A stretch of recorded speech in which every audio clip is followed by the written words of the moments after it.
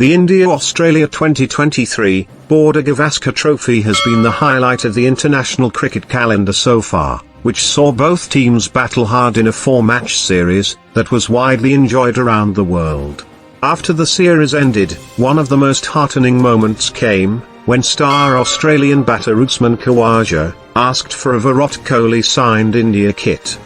The series finale, that took place at Ahmedabad's Narendra Modi Stadium, ended in a dull draw, but there were some special batting performances, as both Khawaja and Kohli scored splendid centuries.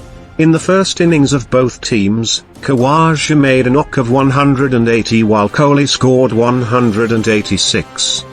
Explaining his decision to ask for the special Kohli kit after the game, Khawaja explained how he felt this could be one of the last times he plays against Kohli in his career, and hence wanted to get a memento for the occasion. Khawaja told during an interview that all the way back then, so I felt like it might be one of the last times I play against him, probably the second last time if we play him once more, so I got a nice memento for that.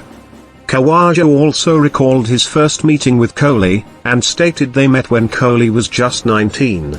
The Australian batter recalled, Kohli being one of the Indian players coming to the same academy he went to in Brisbane, and claimed that as Kohli was not able to drive, he used to be his chauffeur a few times.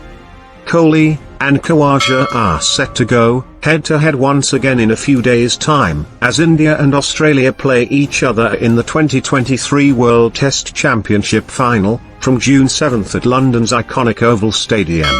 Both teams will be looking to lift the trophy for the first time in history.